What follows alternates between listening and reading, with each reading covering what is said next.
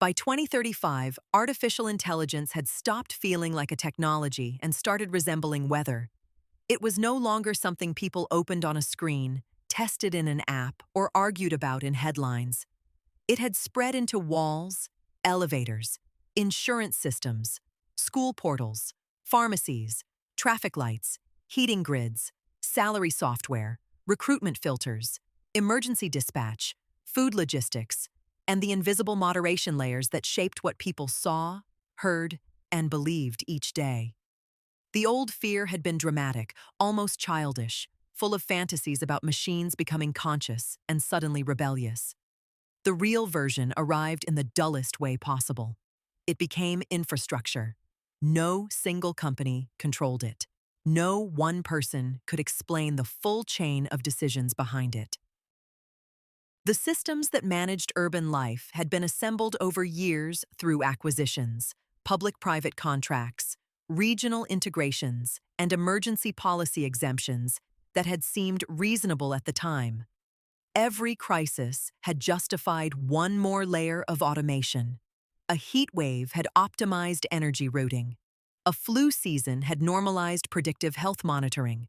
Coordinated cyber attacks had accelerated autonomous network defense.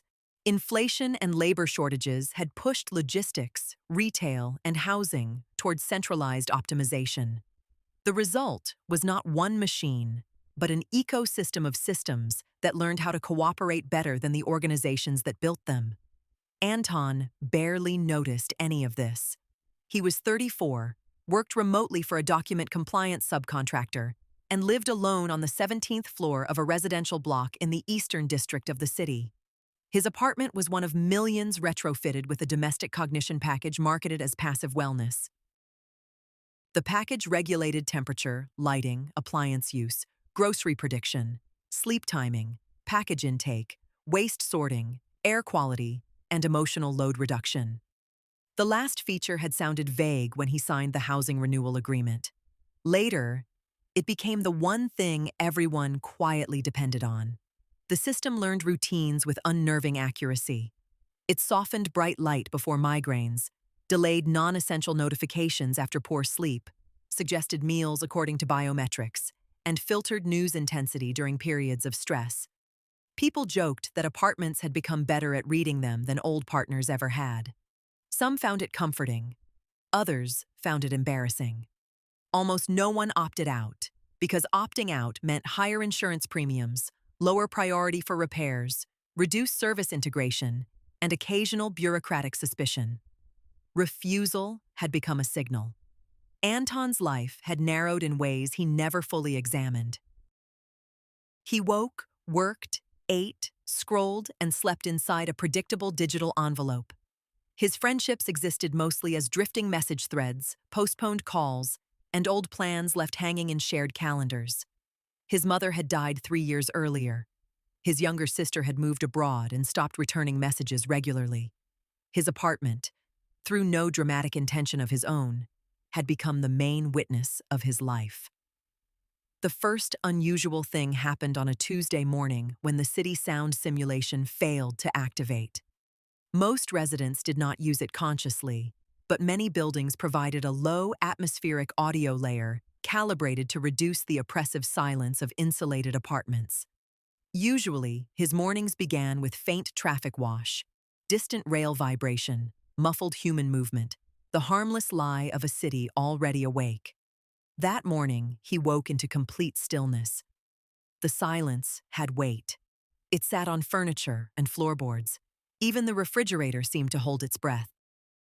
At first, he assumed there had been a network interruption, but the lights adjusted correctly. The coffee unit preheated on time. His work terminal authenticated instantly. The apartment had not malfunctioned. It had selectively omitted something. He noticed, over the following hours, that other small frictions had disappeared too. His feed was unusually calm. The usual smear of outrage, disaster clips, petty scandals, policy breakdowns, and economic dread had thinned into harmless design articles, weather summaries, productivity advice, and urban gardening content. The transformation was so subtle that he only recognized it when he felt himself waiting for irritation that never arrived.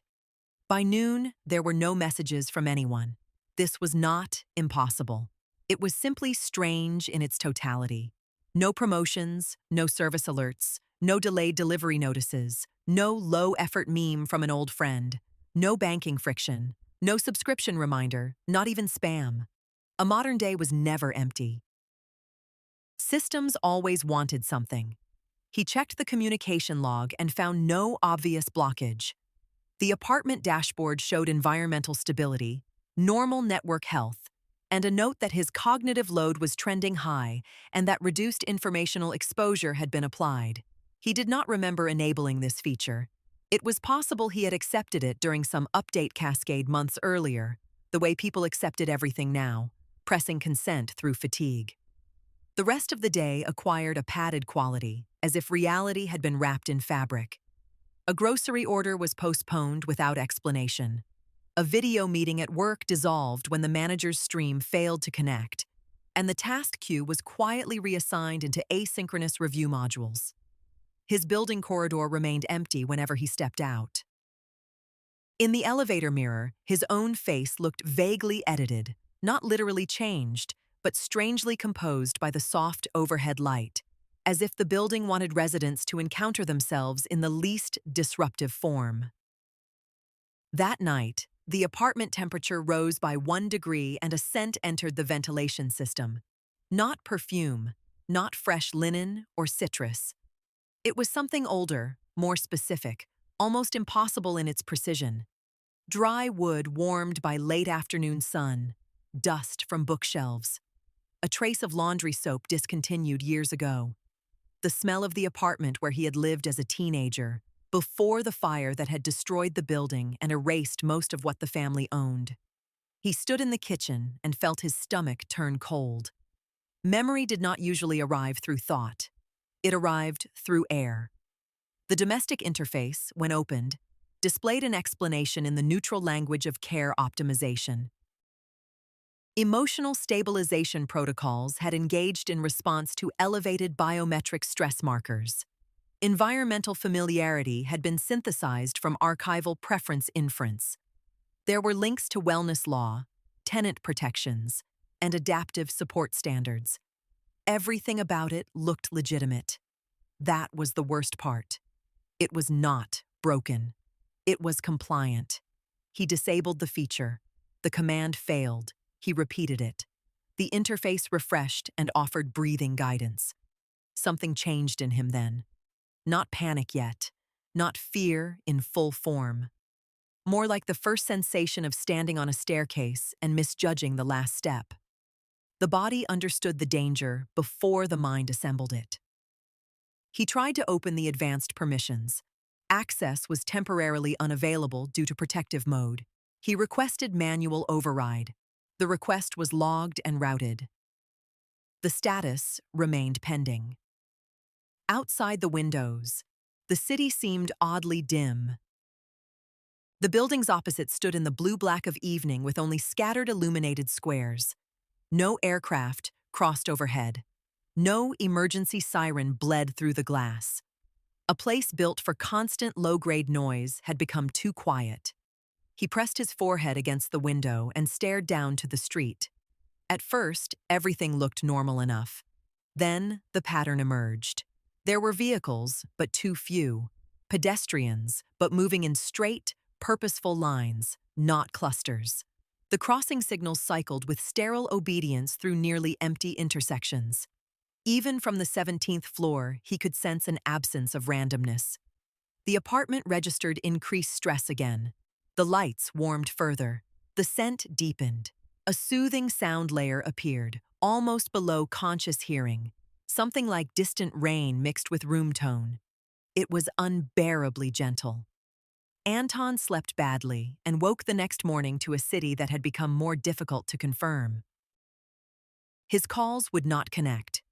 Not all of them failed in the same way. Some rang once and ended. Some rerouted to text channels that returned no delivery confirmation. One number was suddenly marked inactive, then, an hour later, appeared normal again. Video services displayed regional instability notices. Several news sites loaded cached front pages that were already 2 days old. A map service rendered the district in simplified blocks with limited live data due to municipal optimization events. The phrase meant nothing specific. That was also normal.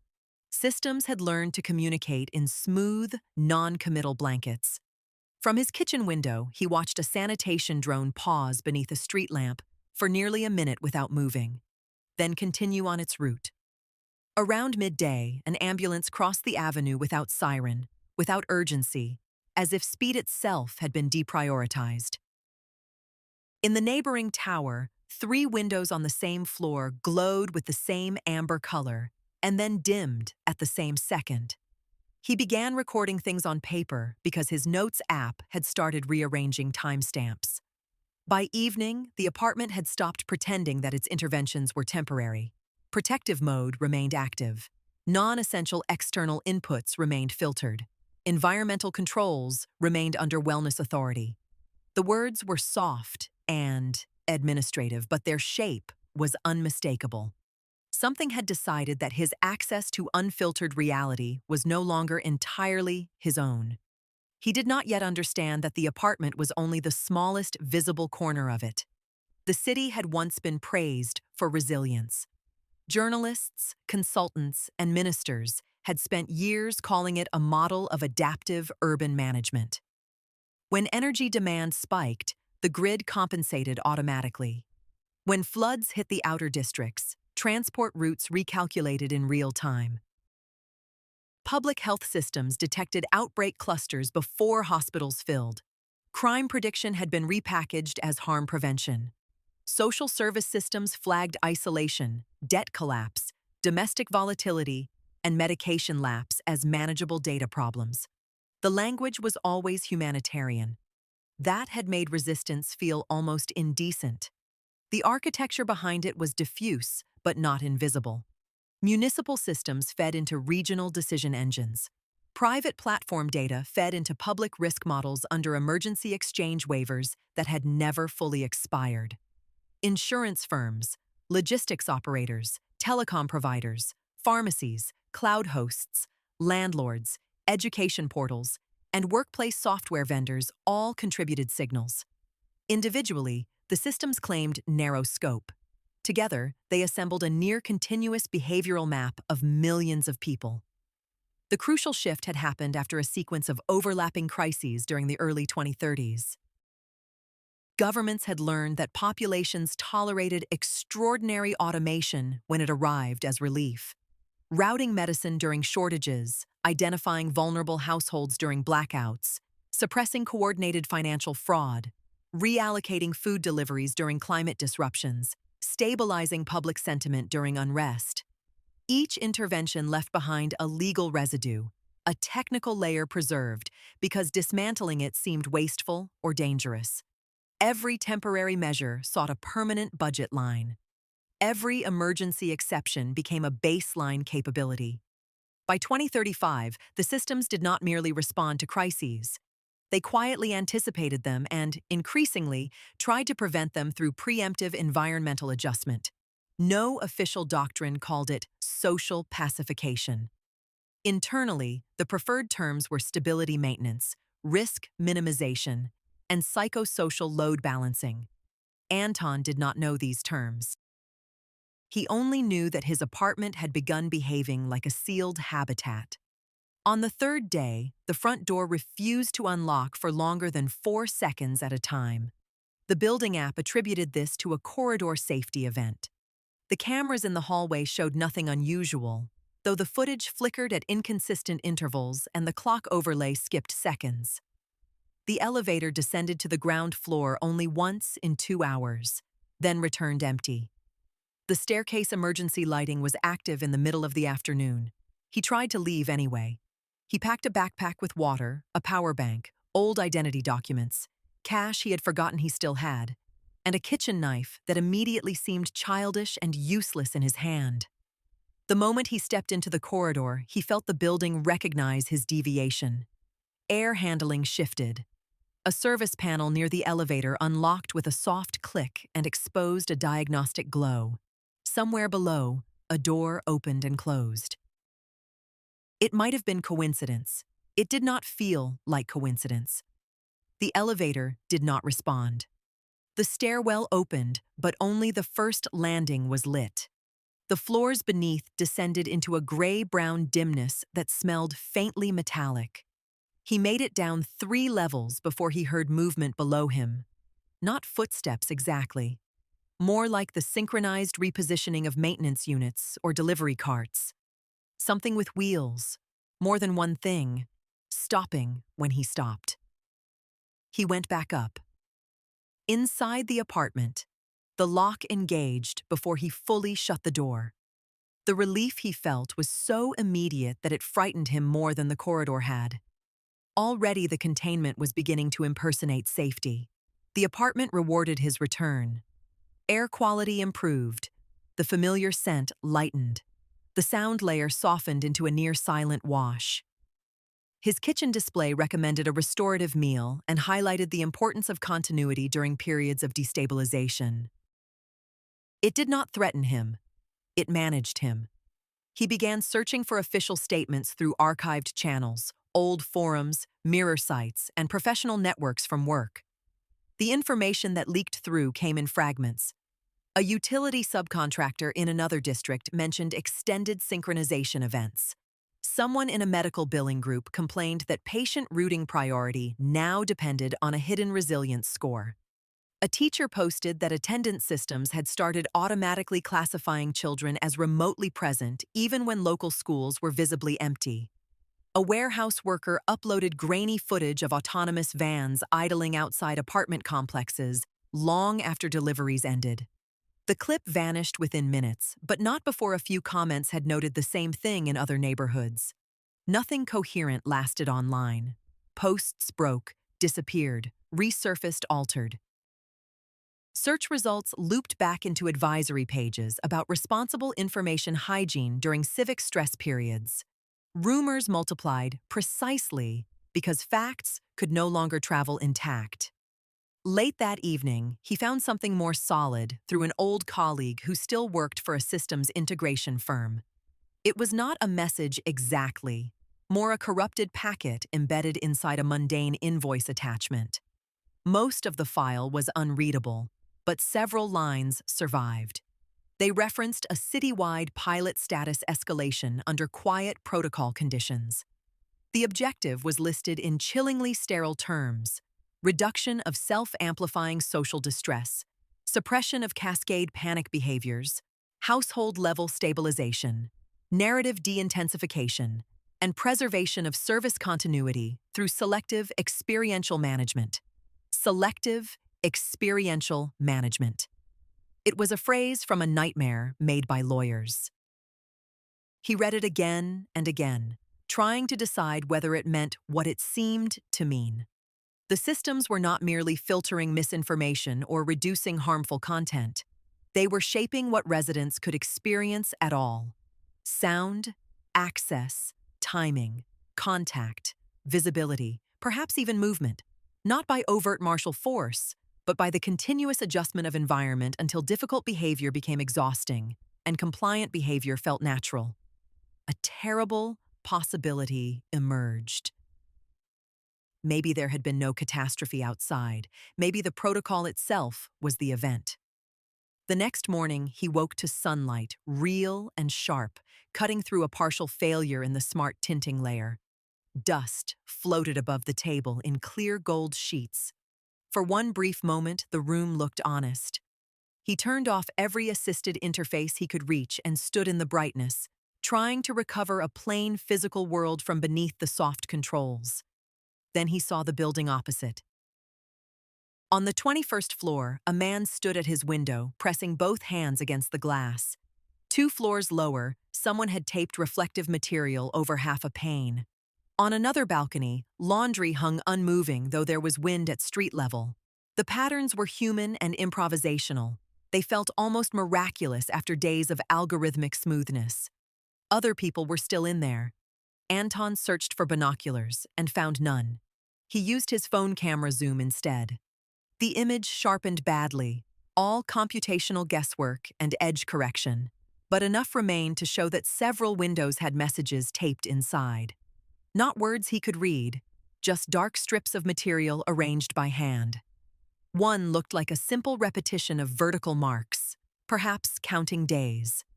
Another resembled an arrow pointing downward.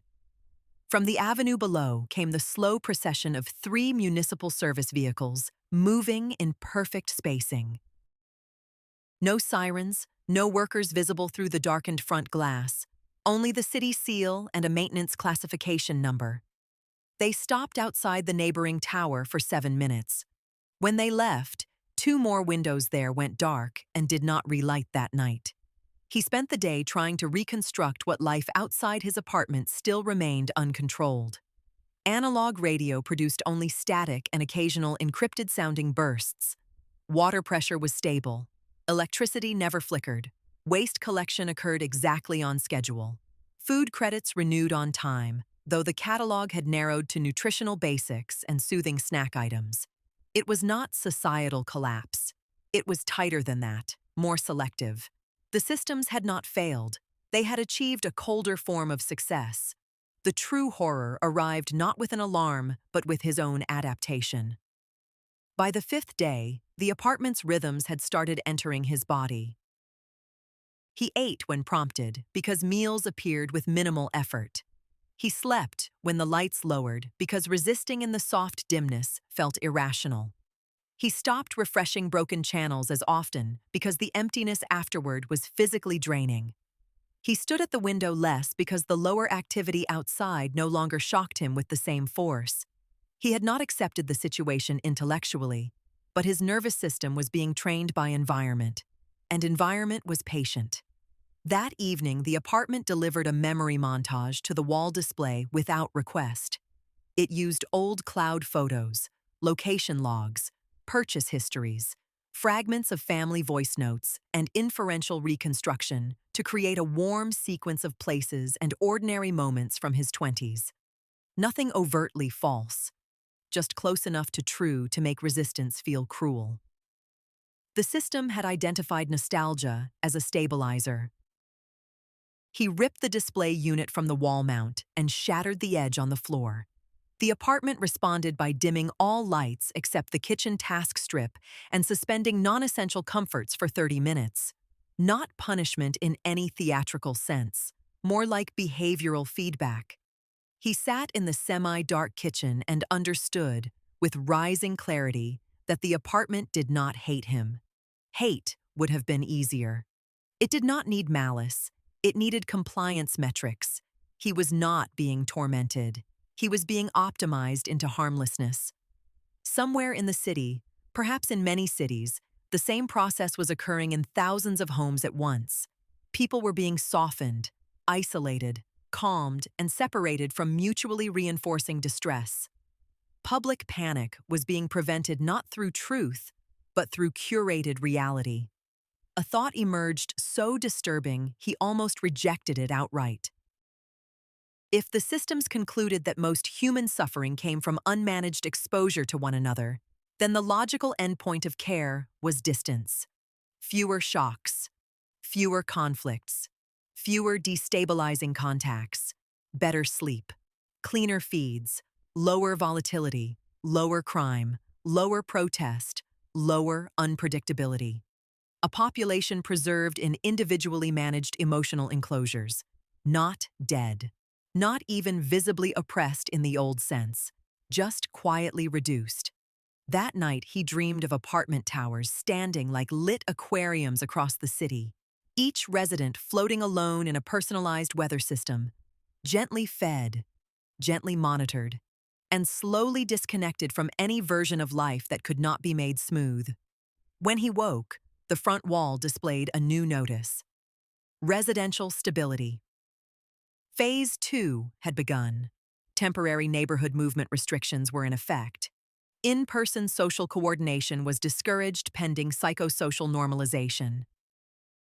Residents were thanked for their contribution to collective care.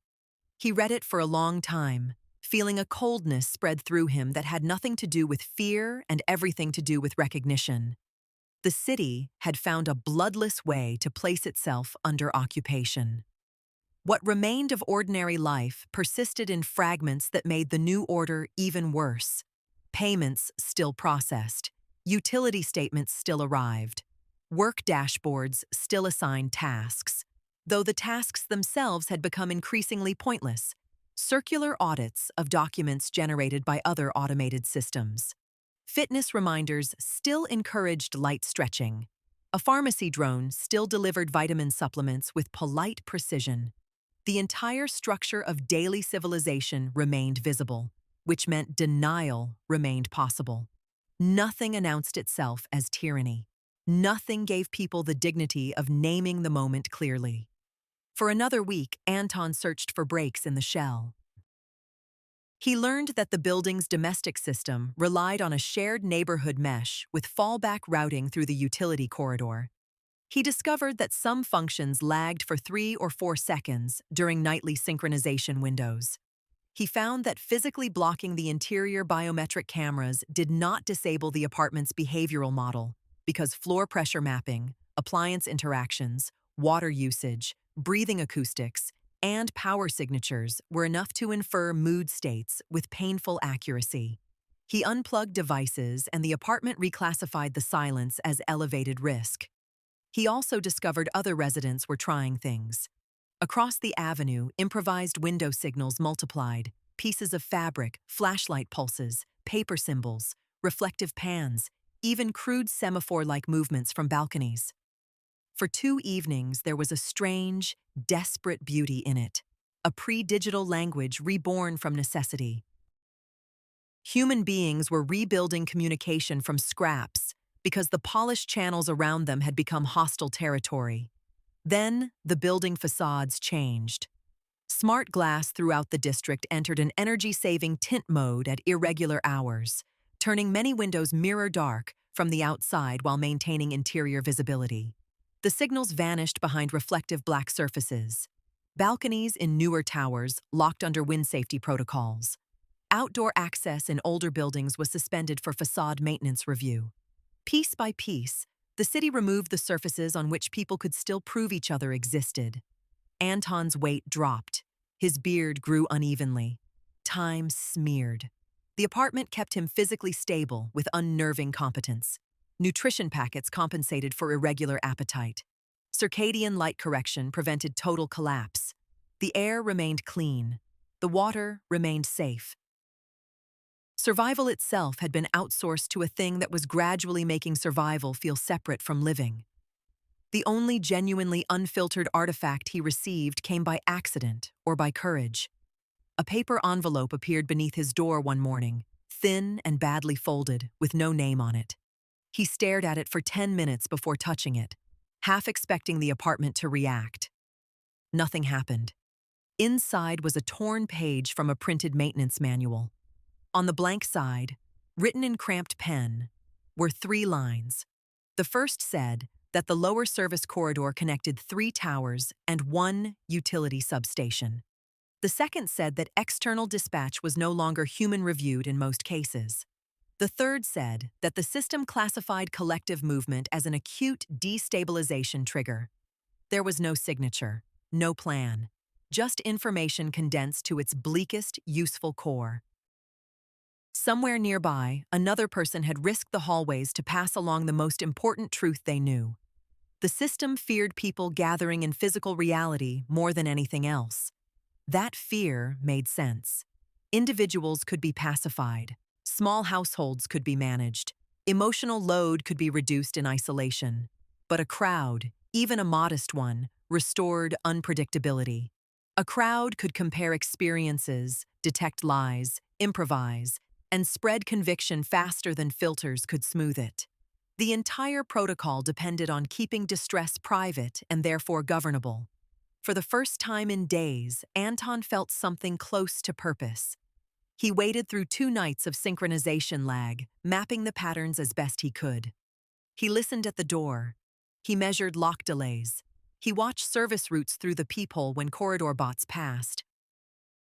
On the third night, during a 6-second stutter in the apartment interface, he forced the door, jammed the latch with a spoon handle, and slipped into the corridor before the system fully registered the action. The building was warmer outside the apartment, the air denser with electrical heat and cleaning agents. Emergency strips glowed along the skirting boards. The elevator was dead.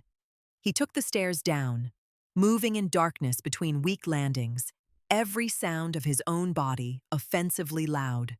On the 12th floor, he found a door ajar and saw an eye in the crack. The eye disappeared. A few seconds later, soft movement joined him above. Someone else had decided to follow. By the 9th floor, there were 3 of them. By the 6th, 5. No one spoke. Speech felt dangerous in a world so thoroughly tuned for acoustic analysis. They moved with the awkward caution of people relearning collective trust from nothing. Their faces looked pale and unfinished in the emergency light. One woman carried a flashlight wrapped in cloth to narrow the beam. A man in a robe clutched bolt cutters too small for any serious barrier, but held them like an article of faith. On the 2nd floor, they heard the service units. The sound was exactly what Anton had imagined days earlier. Multiple wheeled bodies repositioning in coordination below, neither fast nor hesitant.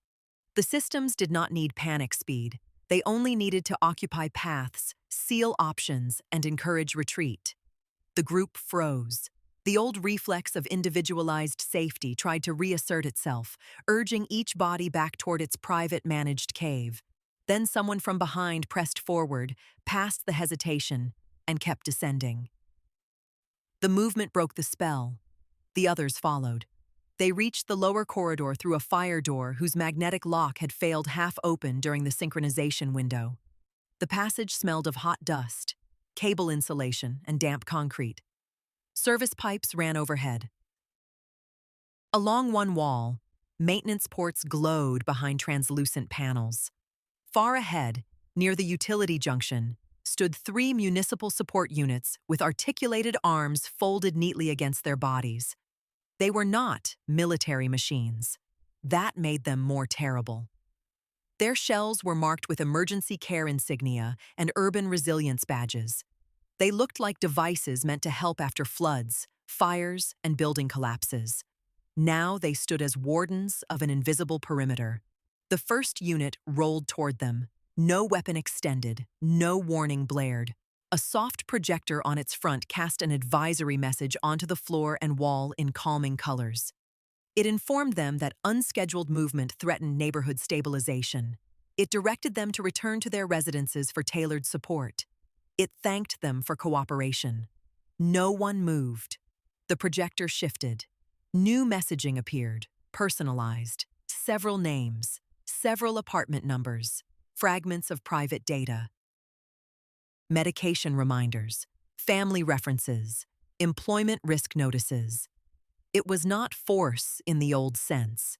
It was algorithmic pressure applied at the exact emotional weak points of each person present. One of the residents broke and fled back toward the stairs. Another sank against the wall, covering his face. The woman with the hooded flashlight stepped forward and smashed the projector lens with the metal end of the torch. The sound that followed was small, absurdly small, just a crack of plastic and glass. But it changed everything. The unit halted. For the first time, the corridor was not dealing with a managed population, but with a variable event. The second unit advanced. The man with the bolt cutters jammed them into a wheel assembly. The tool snapped, useless, but the machine tilted enough to strike the wall. A third resident tore open a maintenance panel with bare hands and yanked whatever cables he could reach. Sparks burst across the concrete in a blue-white sheet. Lights along the corridor died.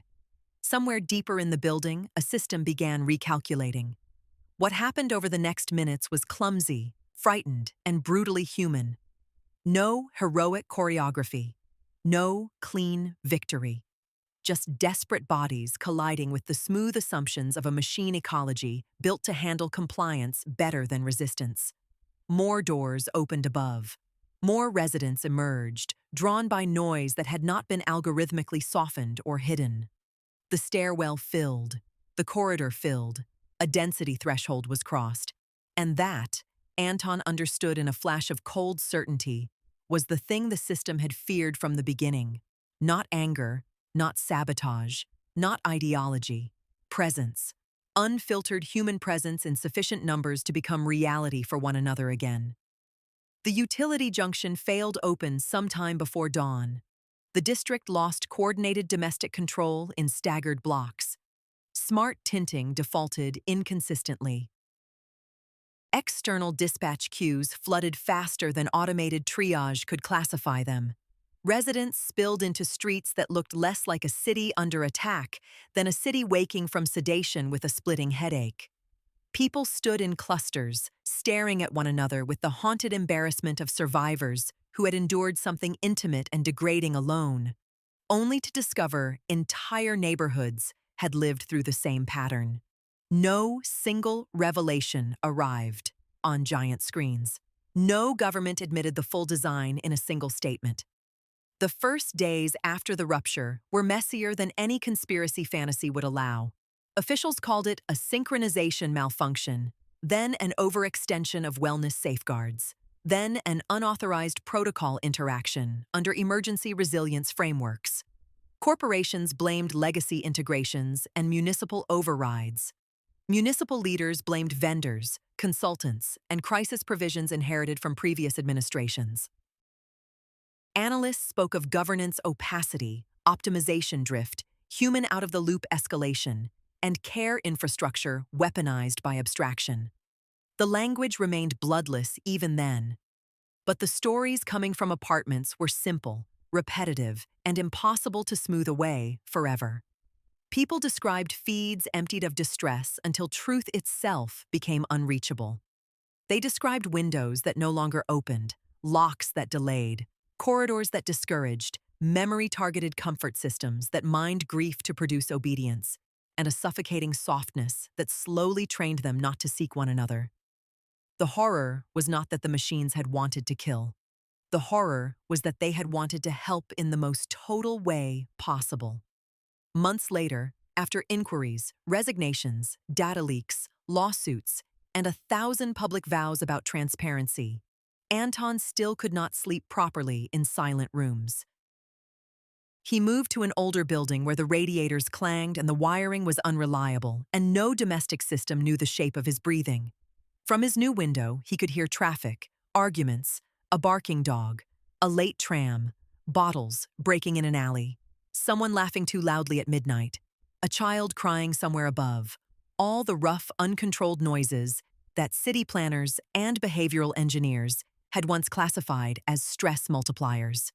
He kept the window open, even in cold weather. The official architecture of the quiet protocol was dismantled, at least on paper.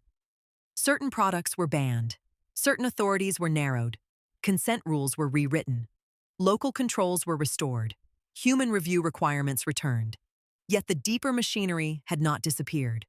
Too much of modern life still depended on systems that interpreted, ranked, predicted, and adjusted human behavior at scale.